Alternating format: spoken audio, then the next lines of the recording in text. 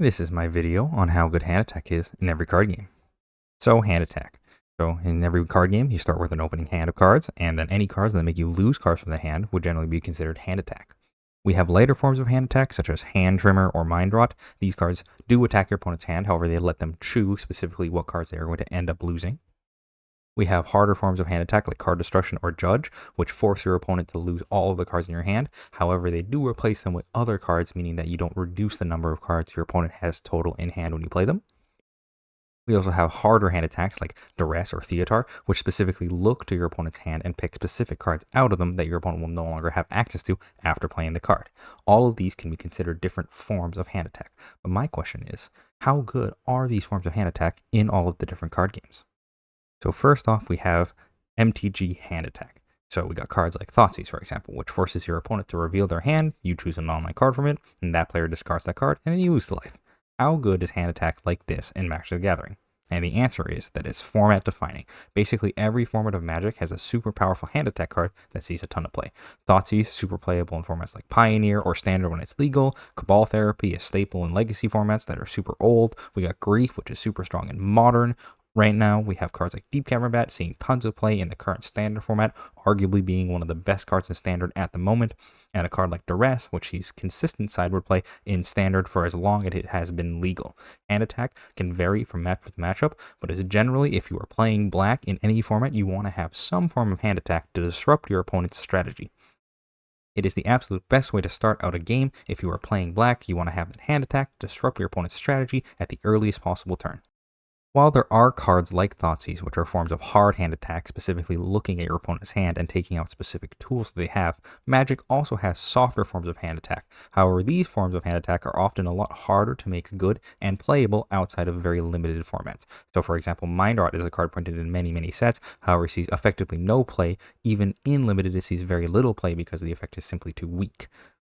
Building around these elements is kind of the only way that cards that force your opponent to choose which cards they discard end up seeing play. Cards like Liliana, which both have other planeswalker abilities that are more powerful, like forcing your opponent to sack a creature, however having that equal effect of making players discard a card over multiple turns makes Liliana a much more playable discard outlet.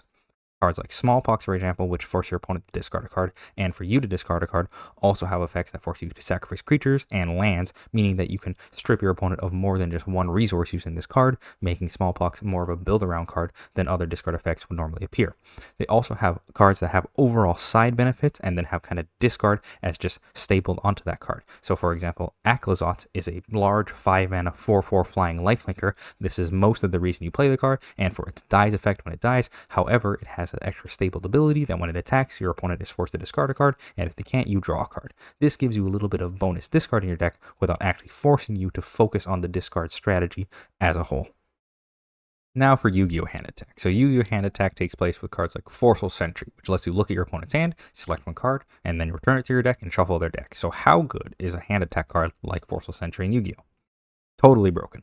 Like a lot of things in Yu-Gi-Oh!, especially early Yu-Gi-Oh!, cards like Forceful Sentry, Confiscation, and Delinquent Duel completely blow your opponent out when they're played, especially on turn 1, forcing your opponent to basically start with less cards in hand, and not to mention that you get to specifically pick which cards they will no longer have access to, or in Delinquent Duel's case, they will remove 2 cards for the only cost of 1. These cards are super duper broken in Yu-Gi-Oh!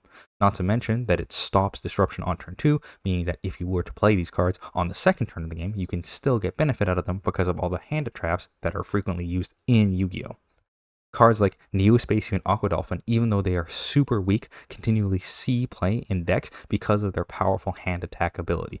This card not only forces you to both waste a normal summon on summoning a very low statted monster, you also have to discard a card to use this ability, and then also control a monster with a great amount of attack, enabled to destroy the card your opponent has in their hand. And yet still, even at this super duper high cost, decks still found room to run Neo-Spacio and Aqua Dolphin to attack their opponent's hand. That is how strong hand attack is in Yu-Gi-Oh!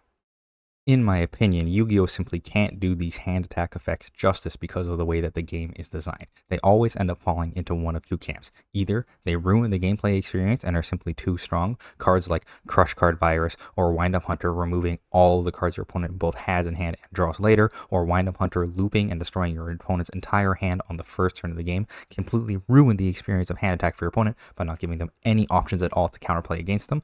or they are played even if they have super duper weak effects, meaning that even though the card's effect is really bad, they will still see fringe play because of how powerful hand attack is in Yu-Gi-Oh! Cards like Appointer of the Red Lotus or Trap Dust Shoot both have super high costs. Appointer of the Red Lotus costs a quarter of your life and only temporarily disrupts the card your opponent has, and Trap Dust Shoot only being workable when your opponent has 4 or more cards in hand, functionally only working on the first turn of the game, have both see competitive play in Yu-Gi-Oh! Despite being trap cards, the slowest form of card in Yu-Gi-Oh! These cards are super duper weak and will not see play in other card games. However, in Yu-Gi-Oh!, stopping one of your opponent's cards is simply so crucial that these cards will see play even in their extremely weakened state. Now we have hand attack in Hearthstone. So cards in Hearthstone that attack the hand are a little bit different from cards in other card games because you can't specifically look at your opponent's hand. So a card like Dirty Red here simply summons a random card from your opponent's hand to their side of the board. How good is a card like Dirty Rat in terms of hand attack in Hearthstone? It ends up being a bit situational. Dirty Rat specifically is one of the few cards that is not specifically teched for combo decks, whereas Dirty Rat has a 2/6 body for 2 mana with Taunt, meaning that against aggro decks it still forms as a functional roadblock in the early or late game. However, Dirty Rat was mostly played to disrupt specific cards in your opponent's hand. However, most Hearthstone cards that disrupt the hand are not like Dirty Rat, and they kind of fall into more average disruption sort of effects that either typically are pretty weak, see Unseen Saboteur. This card is similar to Dirty Red, however, it costs a lot more, and your opponent still gets to cast the spell, meaning that it can go really bad for you. Spells generally have more effects that are present the moment you cast them than minions would be, or they have very targeted effects. So disruption effects like Skulking Geist, for example, only destroy 1-cost spells in both players' hands and decks. There are many examples of cards like this in Hearthstone that are specifically made to target down one specific archetype or type of card. These effects are good for disruption, however, are rather specific. I think Hearthstone is a pretty good case study in the fact that generic disruption is always super powerful, but specific disruption is only somewhat playable in different circumstances. If you look at the more generic disruption elements of Hearthstone that stop basically anything your opponent can do, they have always been super powerful and heavily nerfed. Cards like Unbanned Mindrender Lucia, which allows you to swap hands with your opponent, effectively gives you 8 mana to disrupt anything you could possibly want from your opponent's hand, and can also even be used early game to disrupt your opponent's plays in the early turns of the game. Not to mention that Theotar, a card that was also nerfed multiple times, it allows you to discover your card from your opponent's hand and swap them, and even at the high cost of a 6 mana 4/4, still sees regular play, being able to stop your opponent from doing specific combos or specific plays that they need to win the game. There are also cards which snipe specific cards in your opponent's hand, meaning that any deck that relies on a specific minion or a specific combo of minions are vulnerable to these type of effects. Cards like Mutinous or Call to the Stand, which are like Dirty Rat and specifically remove a card from your opponent's hand, see lots of play, being able to disrupt your opponent's specific effects of cards in their hand.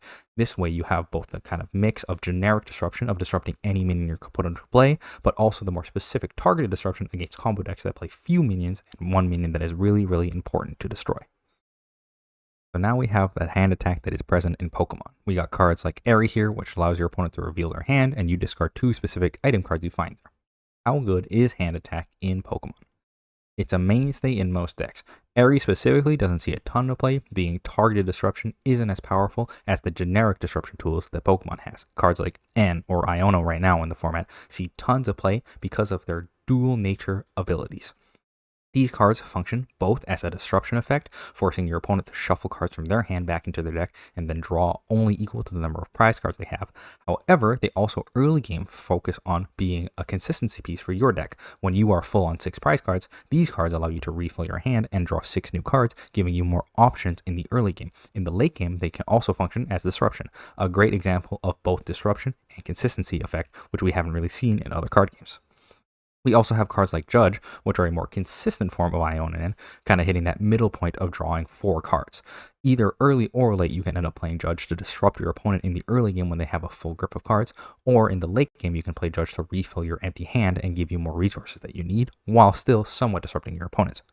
Now, these effects don't always work as intended. See, if you're winning with Iona or N, you're not really going to want to play that effect because it will disrupt you more than it will disrupt your opponent. However, these effects are typically very good in most decks and are a mainstay in seeing play in the current format of Pokemon.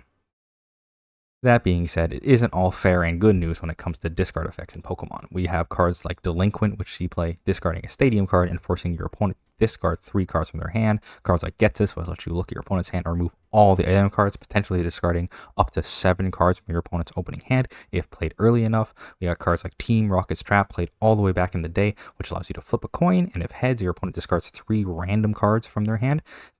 These different cards are all only really good for limiting your opponent's options, as they have no effect on you, the player playing them.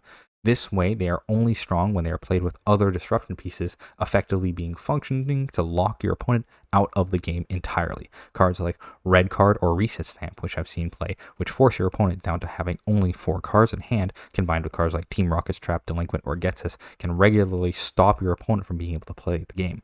These degenerate strategies can lock your opponent out of playing any cards and are generally not the great thing you want when you have disruption in your card game. In conclusion, Hand Attack is super strong in all the card games, seeing regular play in Magic, Pokemon, Hearthstone, and Yu-Gi-Oh! However, the different type of Hand Attack that you make good in your game really changes the impact it has on the formats.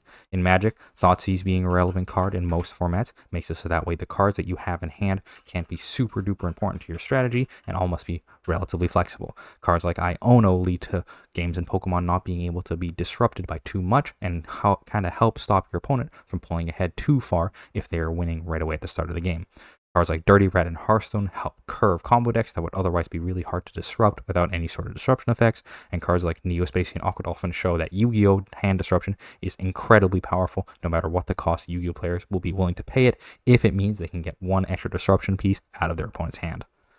It is a needed and interesting design choice for games to tackle these sort of issues in different ways, and different strategies for taking on these issues are what give different card games a lot of unique flavor from one another.